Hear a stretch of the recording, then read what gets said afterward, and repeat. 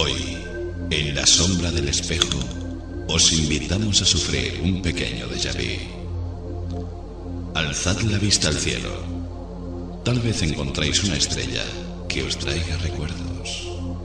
Su nombre, Wolf 424. Nuestro destino, una vez más, el planeta Humo.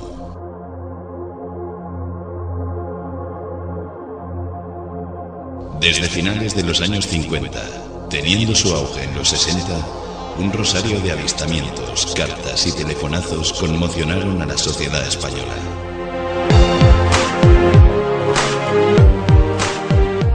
Los extraterrestres, presuntamente, habían establecido contacto con algunos elegidos mediante reveladoras cartas e inquietantes llamadas con voz nasal, ofreciéndoles unos conocimientos científicos muy avanzados para la época. Los humitas, paradigma de los llamados infiltrados, fueron una esperanza para muchos y un soberano fraude para muchos otros. Finalmente, parece que ganó la segunda opción. Y si recordáis el último programa de la temporada pasada, tal afirmación quedó más que reflejada. En esta nueva singladura, no estamos tan seguros de ello. ¿Por qué? Ahora nos explicamos.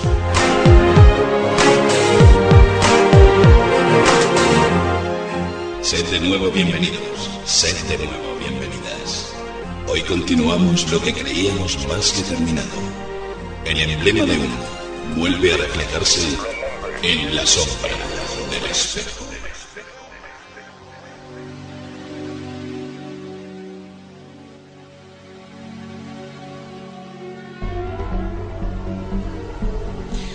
Bueno, Víctor, claro, han sido 9 meses de ausencia en los que, bueno, pues ha pasado un poco de todo, ¿no? Y lo cierto es que muy a pesar nuestro, lo cierto es que es así, porque nosotros, bueno, pues somos un programa universitario hecho por universitarios que pues trabajamos con la humildad que podemos, pero lo cierto es que pasó algo, ¿no? Pasó algo a partir del último programa que hicimos y es que tuvo una repercusión que sinceramente no esperábamos, ¿no, Víctor? Sí, porque tuvimos una entrevista con José Luis Jordán Peña y que nos desveló muchas cosas en radio. Cierto, el caso es que este señor, don José Luis Jordán Peña, nos hablaba de un caso Humo, que por si no lo sabéis, resumiendo muy rápidamente, digamos que en la España de los años 50, sobre todo de los años 60 y más posteriormente los 70, hubo pues una serie de reuniones en una cafetería llamada la Ballena Alegre, y en esa cafetería se reunían una serie de personas con un caché social bastante destacable. Se reunían científicos, se reunían investigadores del fenómeno OVNI y literatos y hasta policías para hablar de ¿qué, Víctor? Pues para hablar de un caso, que ya se ha nombrado el caso Humo. Y de un fenómeno bastante curioso, ¿no? Un fenómeno con 4 siglas y que viene a llamarse OVNI.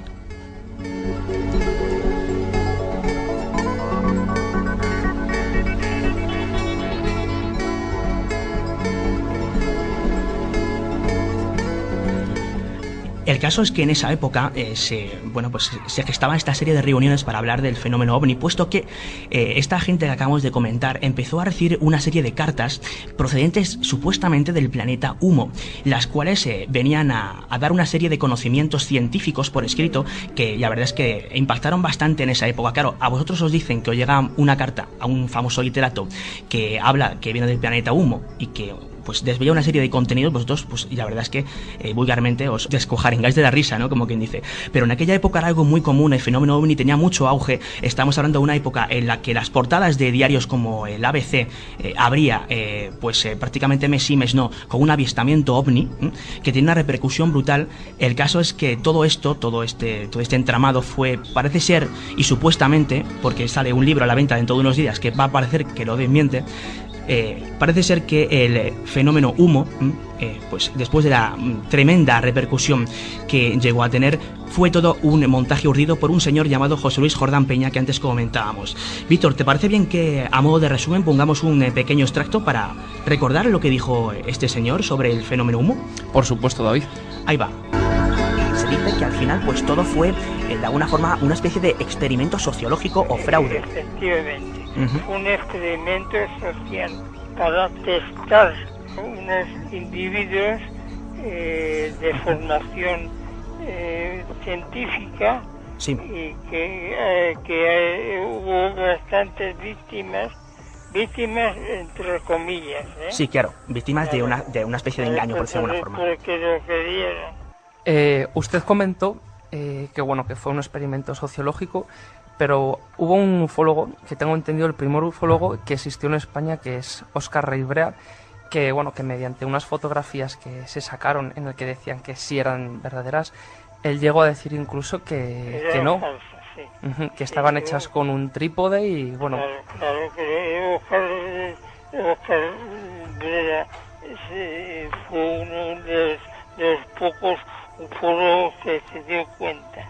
Sí. Eso es lo interesante, que por eso que a nivel social todo el mundo creyó en el fenómeno humo, pero fíjate que las personas que deberían de creer, es decir, los ufólogos fueron los más escépticos, que fue lo curioso. Sí, claro. No digo los ufólogos, sino algunos dudaron o se dieron cuenta del fraude, claro. El fenómeno UFO, el fenómeno OVNI, objetos volantes no identificados, es todo fraudulento. Pero los ufólogos no se dan cuenta de que completamente todos, un 100% de los casos son fraudes, que la gente necesita creer. Sí, de alguna forma es lo que quizá intentó demostrar también con todo este montaje del fenómeno humo, don José Luis. Claro. El caso humo no ha causado perjuicios en general. Hombre, al contrario, se han beneficiado de los conocimientos que hemos vertido en los informes. Pero hay un número muy pequeño de perjudicar. Sí, también se jugó mucho con las ilusiones de muchas personas. Y bueno, para cerrar este tema, don José Luis, a mí me gustaría saber una cosa, porque yo siempre he tenido esta duda y siempre he querido preguntárselo. ¿Tuvo la ayuda de algún organismo oficial a la hora de montar todo esto? Vamos a ver. Me pregunta usted una cosa muy delicada. Yo le puedo decir que no fue ningún organismo oficial español. El CSED, por ejemplo, el Servicio de Información del antiguo CSIC. No hubo ninguna ayuda de un organismo oficial español. Pero la pregunta se extiende a otros países. Claro. Y yo me reservo callarme. Ajá. Claro, pero por eso digo que cuidado con encontraremos personas como Benítez, Juanjo Benítez, mi amigo excelente mío, que cree en los ovnis y que cree en humo. Claro, está en su derecho. Bueno, pero en el caso de Juanjo, según él, ya no es cuestión de creencia, sino que directamente los ha visto. Bueno. Pues ahí teníamos las palabras de José Luis Jordán Peña a modo de recordatorio, el cual, bueno, pues citó una serie de cosas y al final Víctor lapidaba con el nombre de una persona bastante respetable en el mundo, no solamente del misterio, sino de la literatura universal. Una persona que ha vendido a lo largo de todo el mundo más de 5 millones de ejemplares y una persona a la cual estoy orgulloso de saludar aquí en la sombra del espejo. JJ Benítez, buenas noches. Hola, ¿qué tal? Muy buenas noches. Bueno, pues Juanjo, encantado de verdad de que estés aquí. Muchas gracias de parte de Víctor, de parte de Alberto y de María, de que estés compartiendo este rato con nosotros. Sabemos que no eres muy amigo de las entrevistas en los medios, de lo cual no te culpo, todo se ha dicho. Y bueno, pues Juanjo, la pregunta es obligada. Has escuchado las declaraciones de Jordán Peña y tú, si me permites que te tutee, sí, claro, naturalmente, sacas a la venta un libro dentro de unos días que se llama El hombre que susurraba a los humitas y que va precisamente sobre el fenómeno de humo. Han pasado muchos años y acabas de escuchar lo que dice José Luis Jordán Peña. ¿Qué opina Juanjo Benítez de todo esto? Bueno, pues, hombre, es difícil de responder en 2 palabras, ¿no? Porque han sido muchísimos años de investigación en silencio sobre este tema. Y bueno, ahora en este libro que aparece efectivamente a finales de marzo, pues yo intento sintetizar lo más granado de esa investigación de años, ¿no? Lo que puedo comentarte, David, y adelantaros a todos es que, desde luego, lo que dice Jordán Peña, pues no es cierto, con todos mis respetos. Yo demuestro en el libro que este hombre miente. Es más, yo creo que es un hombre que tiene un problema grave en ese sentido, y que el tema humo no está cerrado en absoluto. Por supuesto, no estoy de acuerdo cuando dice que todo el fenómeno ovni es fraude. Eso no se lo cree ni él, ¿no? Y podríamos estar toda la noche diciendo por qué, ¿no? El tema humo, por resumírtelo, es un tema que ha estado, creo yo, pésimamente investigado, siempre tomado por los pelos, y en el sentido de que no se le ha prestado el suficiente tiempo de investigación. Y me remito a las pruebas que aparecen en este libro, concretamente a los numerosos casos que hay en los que se han visto naves con esa famosa H en la panza, y que no tienen nada que ver con el señor José Luis Jordán Peña. Entre otras razones porque aparecen mucho antes de que él hubiera nacido. Cuanto menos curioso. Juanjo, lo cierto es que tuvimos la oportunidad de compartir una comida contigo, y tú nos comentabas algo en referencia a Jordán Peña, y es que le entrevistaste en varias ocasiones y había algo que no te cuadraba del todo, ¿no? Sí, vamos a ver, cuando yo lo conocía de antes, de mucho antes de que él en el 93 hiciera aquella declaración pública y escrita en la que se autoinculpaba o se reconocía como autor de todo el tema de humo. Bien, a partir de ese momento yo me propuse, hablar con él, por lo menos 1 o 2 veces al año, y esto se prolongó durante 10 años. ¿Con qué fin, con qué motivo? Pues sencillamente saber lo que ya intuía de que este hombre estaba mintiendo. Y claro, él no podía recordar todo lo que me contaba en cada entrevista, pero yo sí. Porque entre otras cosas pues tomaban notas y bueno, pues lo tenía muy presente. Y ahí en el libro pues se demuestra que efectivamente este hombre no es coherente con lo que dice, y en muchísimos temas relacionados con el fenómeno humo. Por eso digo que José Luis Jordán Peña pues no es creíble, no tiene ninguna credibilidad, y es más, ni siquiera cuando dice la verdad, si es que la dice.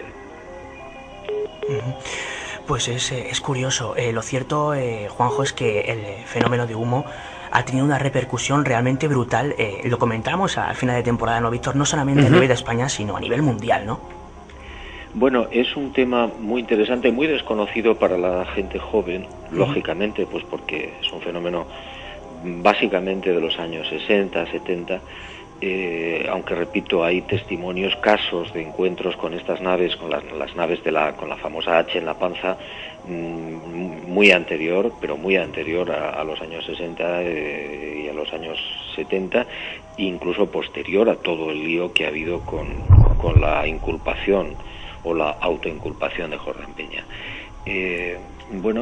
¿Eso qué quiere decir? Sencillamente que no es que haya unos extraterrestres que vienen de un planeta que se llama humo, etcétera, etcétera. No, yo en el libro no defiendo esa hipótesis, esa teoría. Lo que defiendo es que existen unas naves con la H en la panza, y que el fenómeno humo, por resumirlo de alguna forma, es mucho más complejo de lo que pensamos y de lo que creemos, y que no es tan simple y no es tan sencillo descalificarlo y echarlo por tierra simplemente porque un señor se autoinculpe de que él es el autor de una serie de escritos, que además está por ver, de que todos esos escritos hayan sido escritos por el señor Jordán Peña. ¿A dónde voy a parar? Pues sencillamente al hecho de que el fenómeno ovni es mucho más complejo de lo que pensamos, mucho más complejo. Y que el tema humo es pues la punta del iceberg. Hombre, hay que reconocer que hay que ser bastante valiente para que a estas alturas y después de todo lo que se ha dicho, que ya prácticamente se ha dado por sentado por investigadores pues como Javier Sierra, como Manuel Carballal, que en su día tenían pruebas, parece ser que no solamente testimoniales, de que Jordán Peña era el autor de todo esto. Hay que ser muy valiente para, a estas alturas, pues lanzar a la venta, tal y como está el mercado y tal y como está la crítica de estos temas, pues un libro basado en humo, y más como tú estás proclamando, Juanjo, basado en lo que sería defendiendo la teoría extraterrestre, ¿no?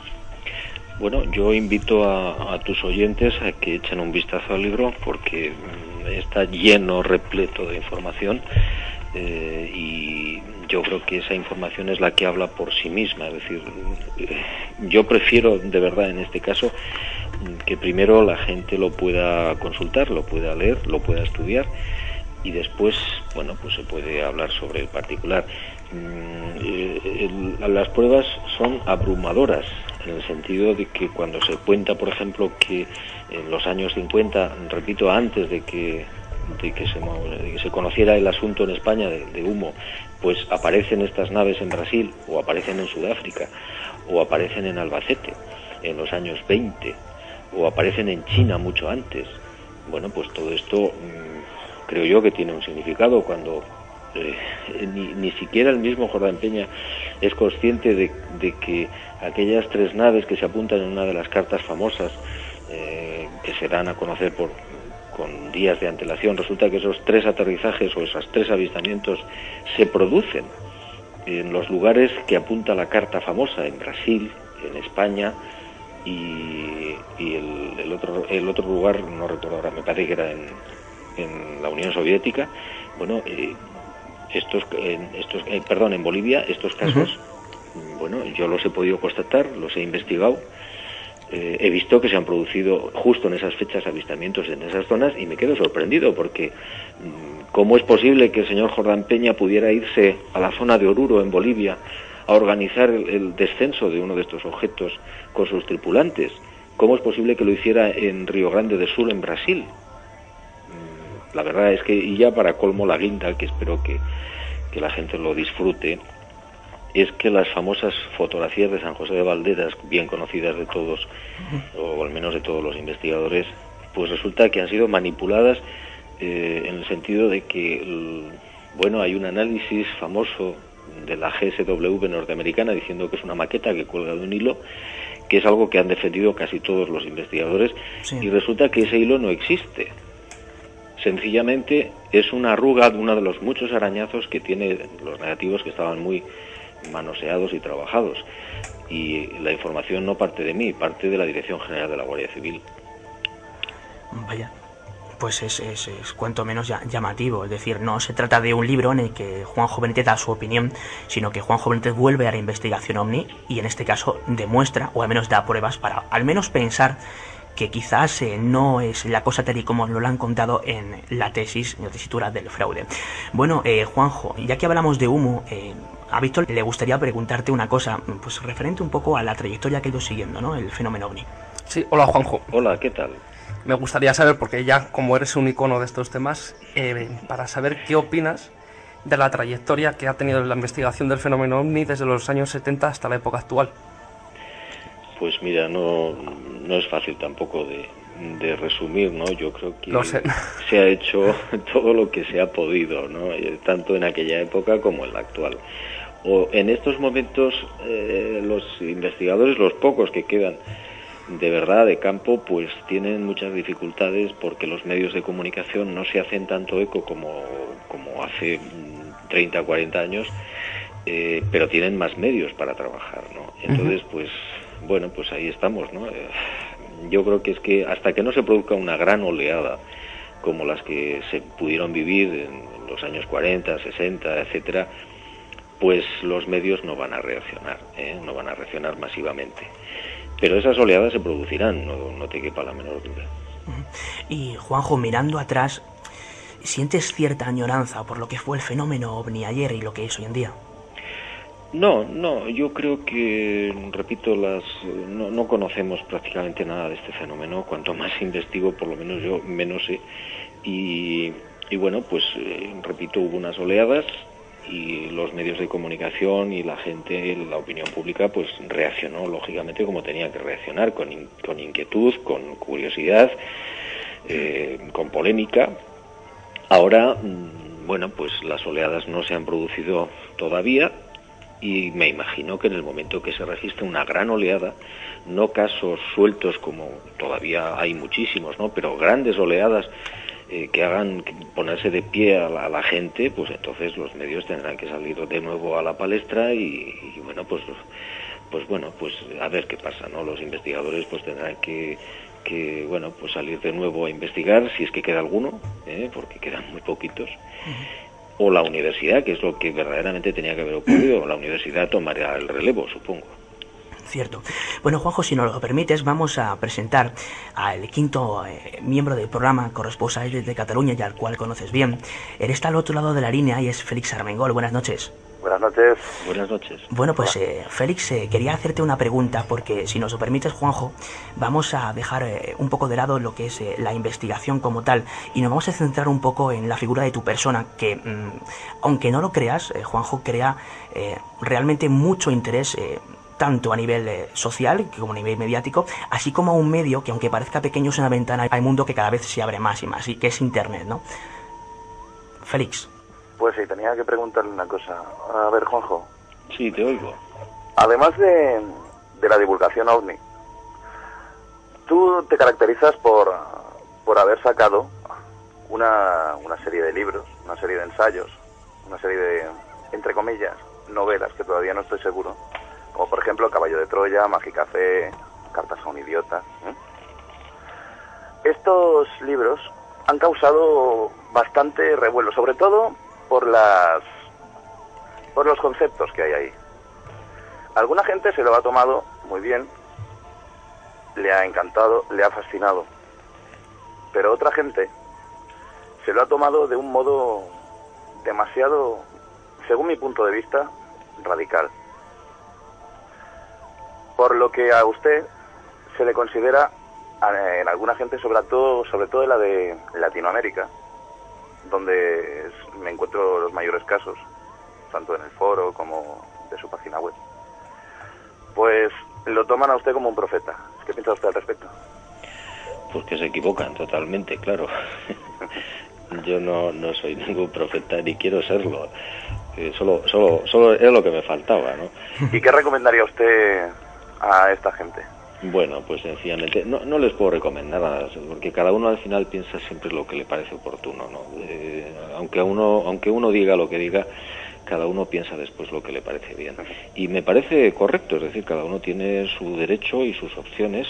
Yo personalmente creo que no soy ningún tipo de profeta, por lo menos al estilo clásico y conocido. Otra cuestión es que como investigador y como persona que intenta transmitir lo que encuentra, sea bueno, malo o regular, bueno, pues que tenga algún tipo de conexión con, no sé, con algún tipo de sabiduría, bueno, pues como todo el mundo, ¿no? A mí me ha tocado ese papel, ese trabajo, pues como a otras personas les toca otro trabajo, pero no me gusta, rechazo de plano totalmente cuando alguien me dice, bueno, es que usted es un profeta, un iluminado, no sé qué, no sé cuántos. No, mire usted, yo soy un señor de a pie que lo que encuentra lo saca y lo divulga, nada más. Hombre, Juanjo, nos pareció una pregunta interesante desde el punto de vista en que, como bien ha comentado el compañero Félix, en ciertos ambientes se te toma, pues eso, como profeta o como incluso un enviado de Cristo. Es que es así. Entonces, esto creemos que puede llegar a ser peligroso y nos parecía muy importante que tú desmintieras todo esto, ¿no? Que te dijeras a toda esa gente que te considera, pues prácticamente como un enviado, como un discípulo más, y dijeras, pues que eres una persona de carne y hueso, un periodista y un buscador, ¿no? Sí, además hay algo que no he comentado, pero que es realmente importante y yo diría que peligroso. Es decir, de la misma manera que hay personas que, bueno, pues que se pueden sentir cómodas, atraídas y contentas por la información que yo puedo proporcionar, hay otros que sienten todo lo contrario. Y bueno, pues puede haber fanáticos de todas clases, en todos los lugares del mundo, de toda condición, que pueden poner en peligro la vida de una persona. Esa es una de las razones por las que yo aparezco ya menos en público. Bueno, pues la verdad es que esta explicación yo no sé, Víctor, no sé vosotros, yo no me la había planteado. O sea, claro, yo pensaba que realmente no aparecías en público, pues realmente porque los medios de comunicación están como están, porque la crítica desmedida está tal y como está. Pero claro, ese punto de vista, no sé qué opinas, Félix, al respecto, es cuanto menos curioso, ¿no? Sí, no, curioso es, pero lo encuentro totalmente lógico. Bueno, Juanjo, que yo quería preguntarte por un tema que es un tema un poco complicado, pero si me lo permites voy a darte al menos mi visión del tema. Verás, yo soy periodista recién salido de la facultad y además he de decirlo, porque es así, y en más de una ocasión pues ciertos profesores de esa facultad o ciertos catedráticos, pues ya sea en público una clase o más en tono privado, pues llegaba un momento en que no, digamos que te dejaban prácticamente desprestigiado en lo que se refiere a la profesión periodística. Yo me mosqueaba bastante y lo discutía acaudadamente y me costó más de un suspenso. Entonces, no, es así, ¿no?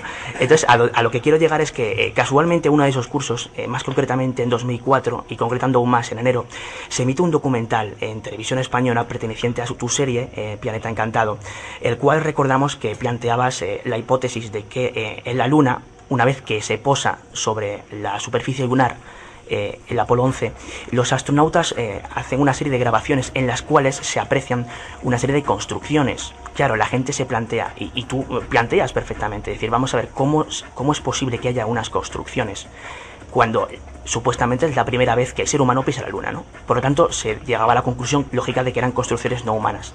El caso es que al poco tiempo, bueno, pues parece ser que lo que se presentaba en el programa como imágenes inéditas, es una reconstrucción de una grabación que tú posees y que por una razón que desconocemos y que tienes todo el derecho a albergar, no llegas a emitir lo que es la cinta original. Entonces, Juanjo, mi pregunta es la siguiente: ¿cómo a gente como yo, gente que estamos ilusionados en esto, gente periodistas o no solamente estudiantes de periodistas, sino también amantes del trabajo de campo, que te seguimos, que de alguna forma te veneramos en muchos sentidos y tenemos en ti a alguien a seguir, ¿qué nos puedes decir a nosotros cuando realmente se emite ese documental? Y las explicaciones posteriores, corrígeme si me equivoco, son que las imágenes se presentan como inéditas puesto que no se han emitido. Bueno, pues no sé, tú mismo has explicado muy bien el asunto, ¿no? Es decir, la historia es real, la película existe, 14 minutos, fue tomada por uno de los técnicos, no recuerdo muy bien si 127 técnicos que estaban en ese momento en la estación espacial correspondiente, fue grabada y ahí se ven unas estructuras, un edificio, digamos, en ruinas o aparentemente en ruinas, en la superficie lunar, en el instante, en el lugar donde se posa el Apolo 11 y donde bajaron pues Armstrong y Aldrin, 1969, julio de 1969.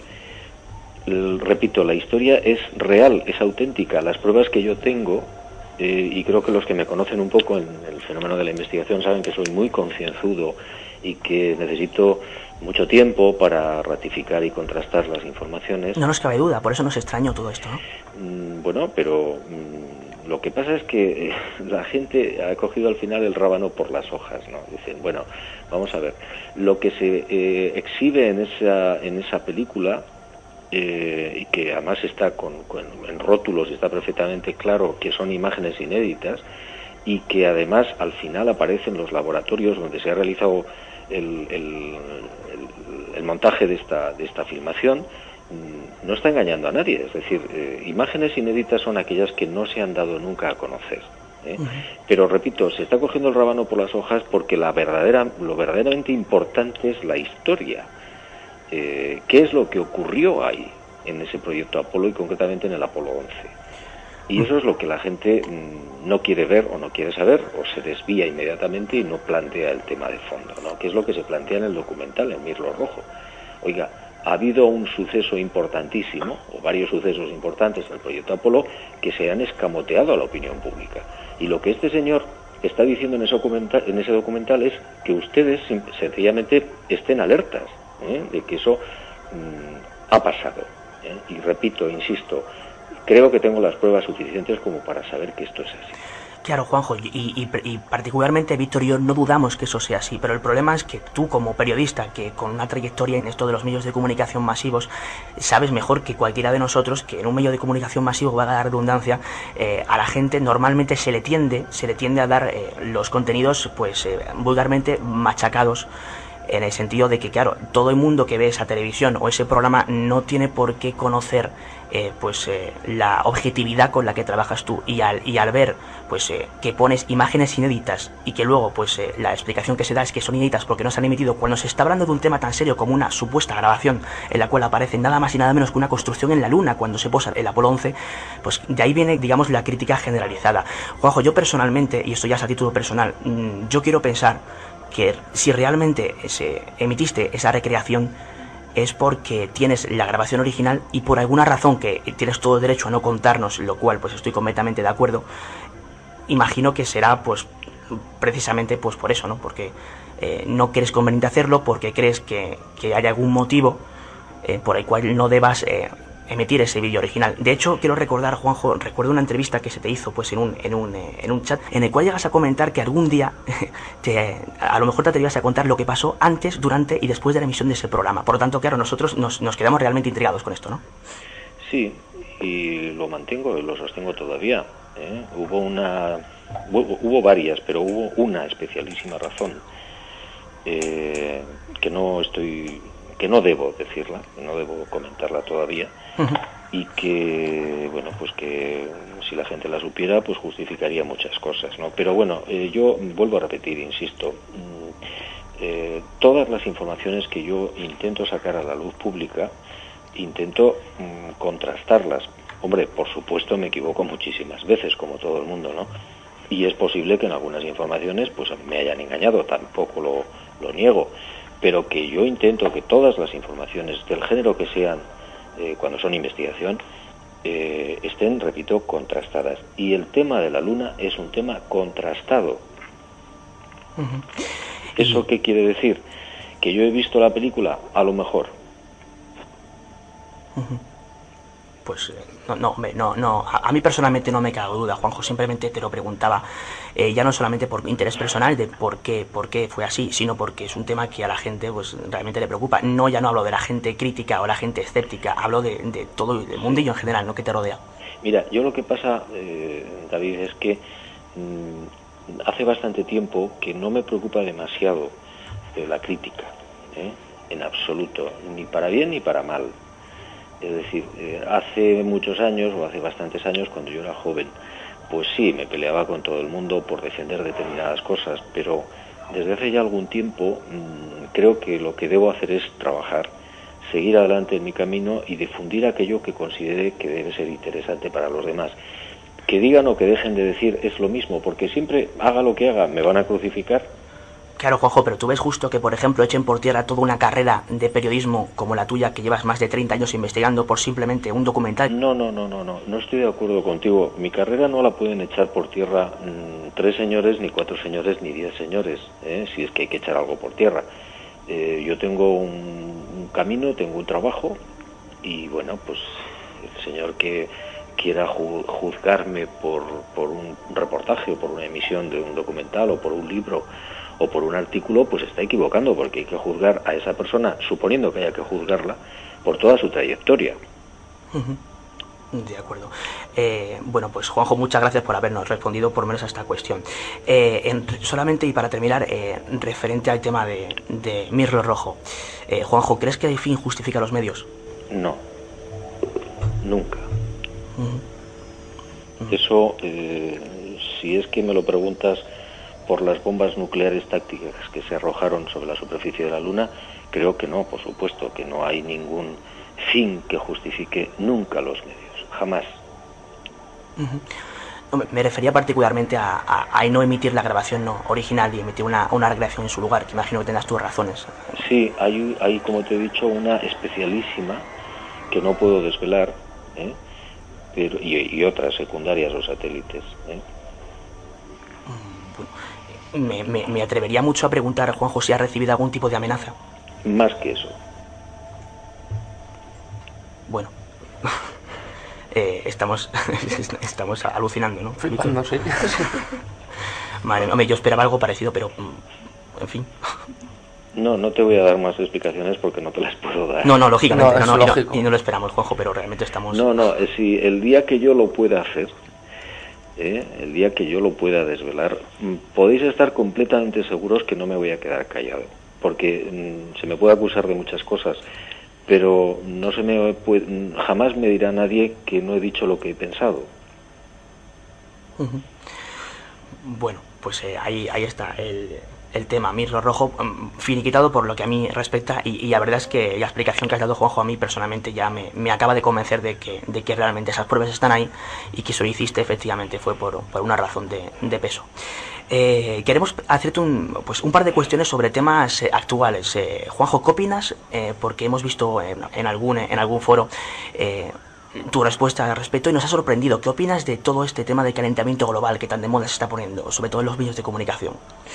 Pues mira, yo lo he dicho en bastantes ocasiones, y no ahora, sino hace bastante tiempo. Yo creo que sí existe un cambio climático, pero que no obedece a las razones que nos están metiendo por los ojos en la televisión. Alguien se está aprovechando de eso, está metiendo miedo a la opinión pública, y eso es lo grave. Es decir, los cambios climáticos se producen por razones naturales, no porque haya una emisión de CO2 a la atmósfera, que no es buena. Yo me adelanto a decir que la contaminación no es buena nunca, y que hay que reducir los índices de CO2, por supuesto, pero que no son la causa del cambio climático. Eso es lo que yo defiendo y lo que parece ser que bueno, pues ha levantado cierta polémica, ¿no?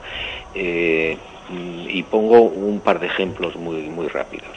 En primer lugar, hace entre 8 y 10.000 años empezó un proceso de desertización que todos conocemos, por ejemplo en el Sáhara. Entonces no contaminaba a nadie, y ese proceso fue inevitable. Durante mucho tiempo se produjo un cambio climático desde la última glaciación, después a las grandes lluvias y por último a la desertización.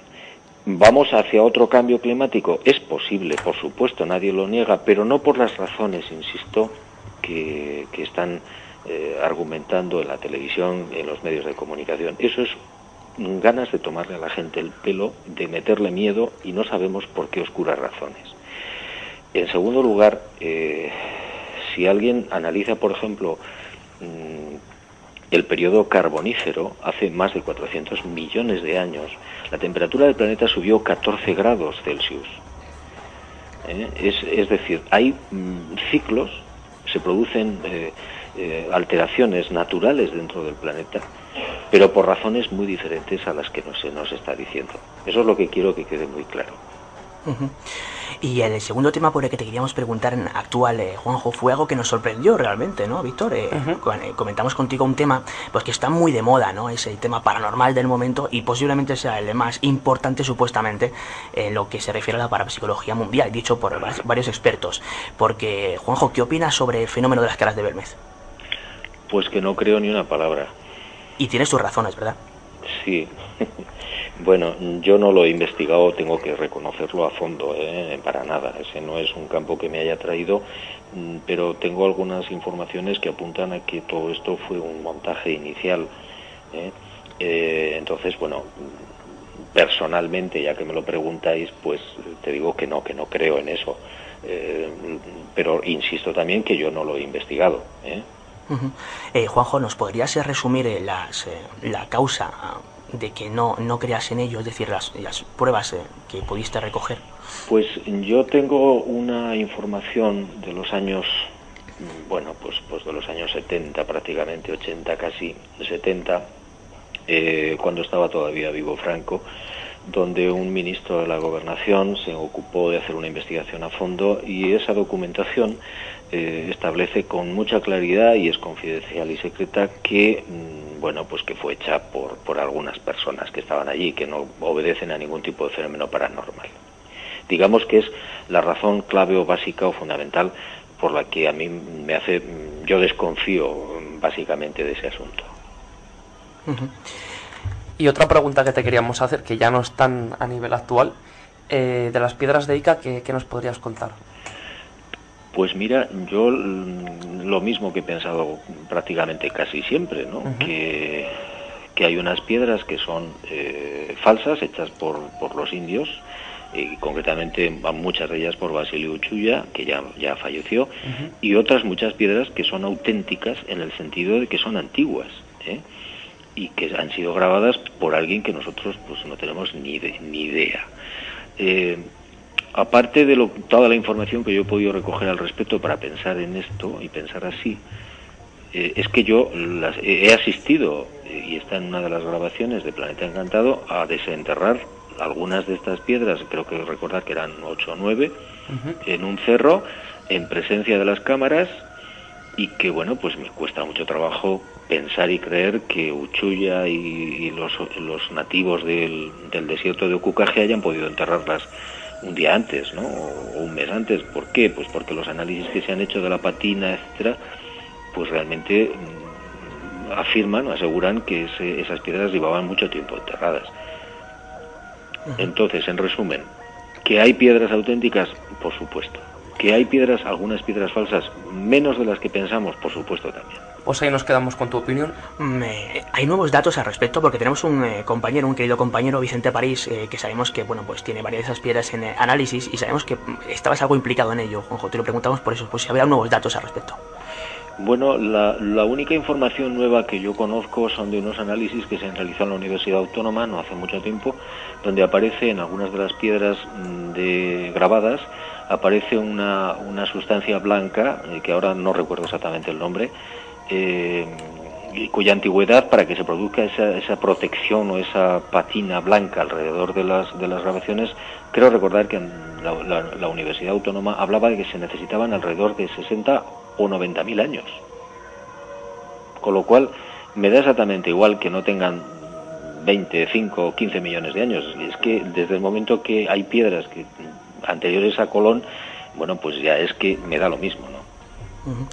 Un fenómeno bastante controvertido. Bueno, Juanjo, no queremos entretenerte mucho más, es simplemente, bueno, pues queríamos preguntarte algo, ¿no, Víctor?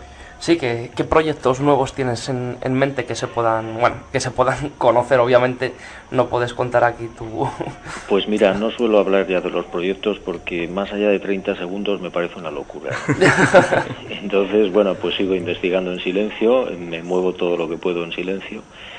Y bueno, pues ya veremos si poquito a poco voy sacando toda la información que hay ahí en los archivos, que es muchísima, ¿no? Y que bueno, pues simplemente que no he abandonado ni abandonaré nunca el fenómeno OVNI hasta que me muera, por supuesto. De eso podéis estar completa y absolutamente seguros.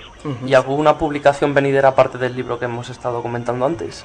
Bueno, El hombre que susurraba a los humitas es un libro que está entregado hace 3 años a la editorial. Entonces, como podéis imaginar, ya hay más cosas que ya están incluso terminadas y escritas, pero tengo que esperar al año que viene porque la editorial prefiere esperar que no salgan tantos libros a la vez, ¿no? Y me parece lógico. Pues secreto de sumario para aquellos que nos escuchen. Juanjo, ¿habrá sorpresa final en Caballo de Troya? Habrá una gran sorpresa en el 9 y último Caballo de Troya. Sí, yo estoy seguro que va a haber una gran sorpresa. Bueno, tú claro que estás seguro.